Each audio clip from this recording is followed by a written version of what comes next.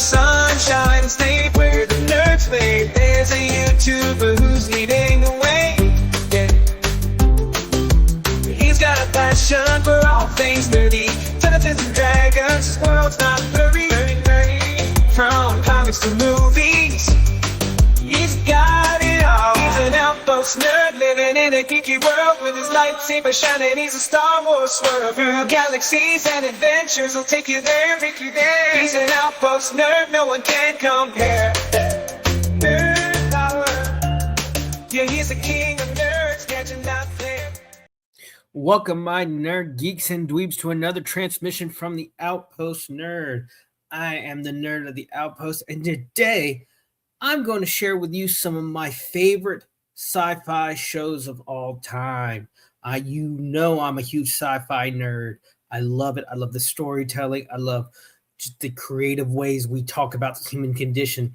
And this is part one of this short series of my favorite sci-fi shows. So let's get started with number one.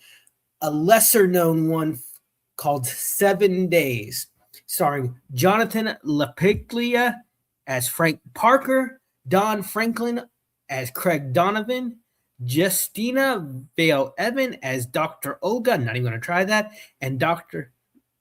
Isaac Mentor was played by Norman Lloyd. The broadcast date was from October 7th, 1998 to May 29th, 2001. And this show was very interesting. So it followed the crew of Project Backstep and utilizing the chronosphere, which was an experimental time machine reverse engineer from alien technology found at Roswell years ago. Frank is sent back 7 days, which is actually as far as the sphere can go, and avert dangers before they begin. So a lot of times in every episode would start out where Frank was doing something at Project Backstep, which was housed in a place called the Never Never Land, which was a play on Area 51. Something would happen. A big disaster would happen in the world.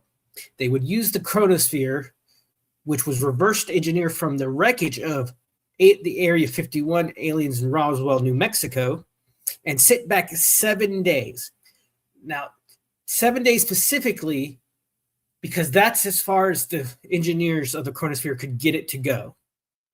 Frank would then contact Project Backstep using a code word.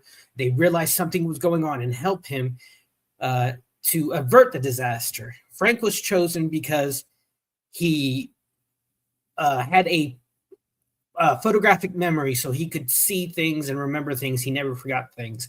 It was an interesting short show. I think it was on UPN for its run. It really played into the alien government cover-up story trope really well. I recommend this. I give this one about a 7 out of 10. It was fun. Frank was pretty much the comic relief who's smart aleck, would say things, do things, and knew he could get away with it because the project needed him. So on to number 2. Defiance. New Earth, New Rules. Starring Grant Bowler as Nolan, Stephanie Leonidas as Arissa, Julie Benz as Amanda Rosewater, Tony Curran as Daytaktar, and Jamie Murray as Stamatar. Broadcast date was April 15th, 2013 to August 28th, 2015. This aired on the Sci-Fi Channel and set in the year 2064 on a radically terraformed Earth. The story follows a massive war between humans and a collective of alien species, respectively called the Votans, who arrived seeking refuge but ended up terraforming the planet, devastating much of it and creating new landscapes, mutated creatures, and hybrid environments. This series centers on the boomtown of Defiance, built on the remains of what was once St. Louis, a rare place where humans and various alien races coexist and Nolan finds himself in a new role as the town's lawkeeper. Now, the story of Defiance, it was very fascinating. So, the Votans came from a distant star system that they left 1,000 years ago, and they searching for a new home, they discovered the Earth solar system, and they didn't find any radio waves or any signs of life from that distance because we didn't have any extrastellar activity like satellites, radio waves, TV waves, signals that they could pick up on. So they thought the Earth was uninhabited. So they left their star system because the sun was going supernova. And it takes them about 1,000 years to get from their system to Earth. And in that time, mankind has advanced, and they find what they thought was an uninhabited planet full of people. And Nolan grew up in St. Louis. He was 10 years old when the Votans arrived and fought in the war against the Votans. And he was part of a group of soldiers that became known as the Defiant Few. Their decision to lay down their arms and stop fighting spread across the world. That ideology spread across the world and ended the war between the humans and the Votans. Nolan, through a series of events with his daughter Arissa, who's an alien herself, he adopted her, find their way back to St. Louis, his hometown, which is now the town of Defiance, where all the aliens and the humans coexist. They're a independent town. You have other coalitions throughout the world and the country. And what had happened was, during the war, someone unknown to both sides of the war, unknown to the Votans and the humans, someone decided to blow up the Votan ships, which released their terraforming agent in uncontrollable amounts. Because they thought, the Votans believed that they would have to come to Earth and terraform it to their needs. Well, that out of control reaction changed the entire world.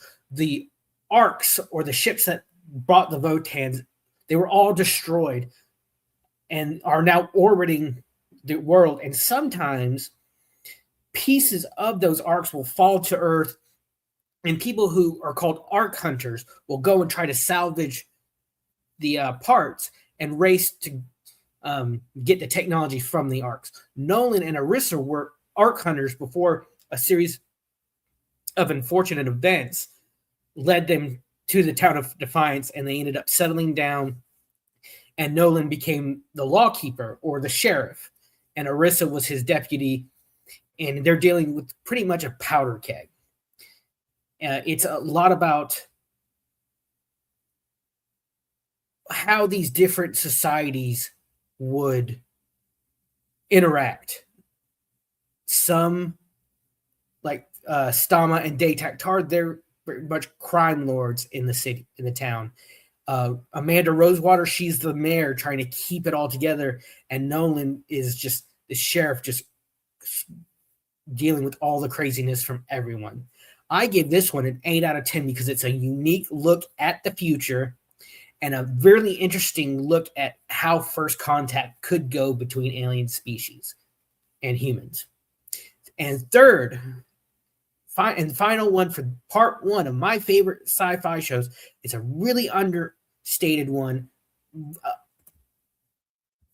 one that I absolutely love, Terra Nova, starring Jason O'Mara as Jim Shannon, Shelley Kahn as Dr. Elizabeth Shannon, Stephen Lang of Avatar fame as Commander Nathaniel Taylor, Alana Mansour as Zoe Shannon, Landon Liberon as Josh Shannon, and Naomi Scott as Mandy Shannon. broadcast date was from September 26, 2011 to December 19th, 2011. In the year 2149, Earth is dying due to environmental collapse, overpopulation, and pollution. Scientists discover a one-way temporal rift, a fracture in time and space, allowing travel back 85 million years to the Cretaceous period, a pristine parallel version of prehistoric Earth. Humanity launches pilgrimage to establish Terra Nova, or New Earth, a fortified colony where settlers can start over and avoid repeating past mistakes. The colony uses modern technology amid dinosaurs, dangerous wildlife, and natural hazards while facing eternal conflicts and threats from a splinter group called the Sixers, rebels who oppose the colony's leadership and have their own agenda.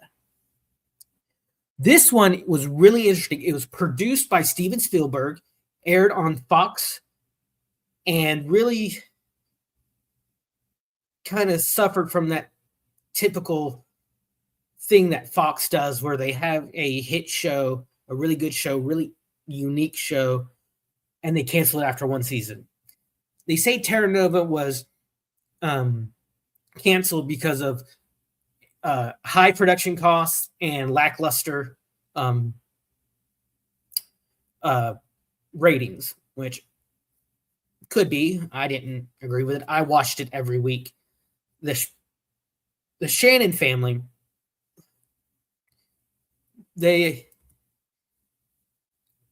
Jim Shannon is a Chicago narcotics police detective.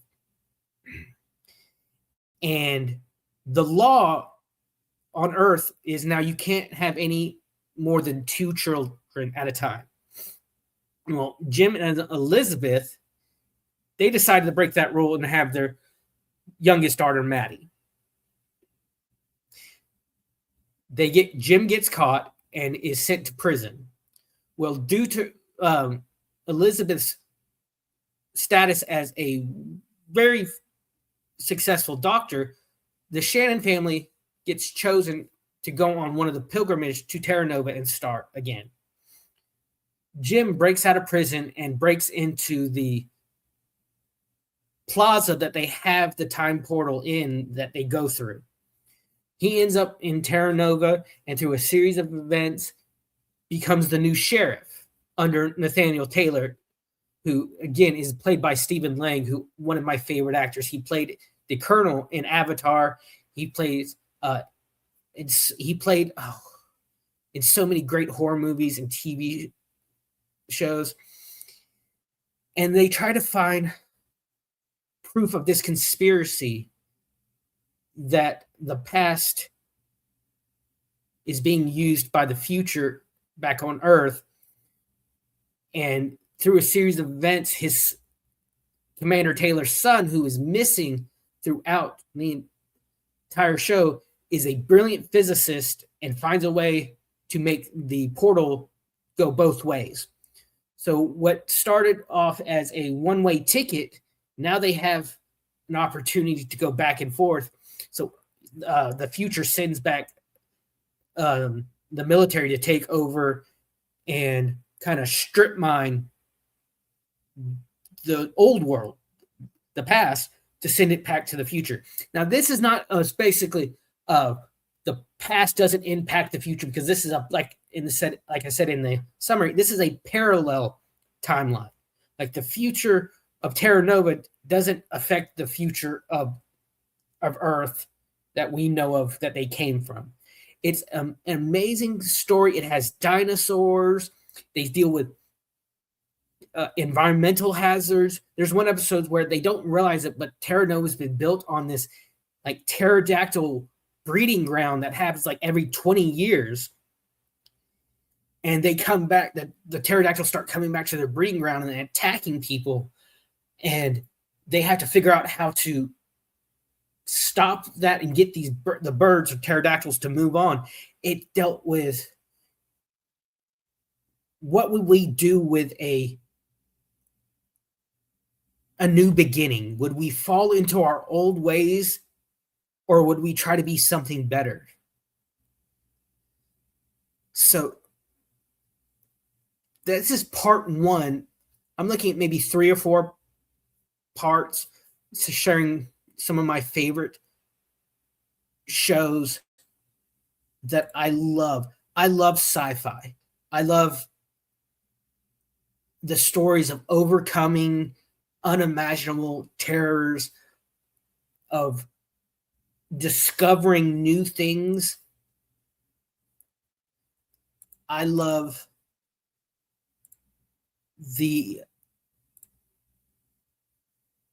I just love the idea of building a new and better future that we can explore in science fiction. So this is part one. Look out for part two. And remember, find your passion and nerd out about it. I found my passion and I nerd out about it. I'm the nerd of the Outpost, and I'm gone. Lost in space, I found my place. In this outpost of solitude, my way. Binary code run through my veins. With every beat and beep, I feel no pain. Signing off, it's time to go. Goodbye, my nerdy friends, see you later. I know through the stars we've shared this ride,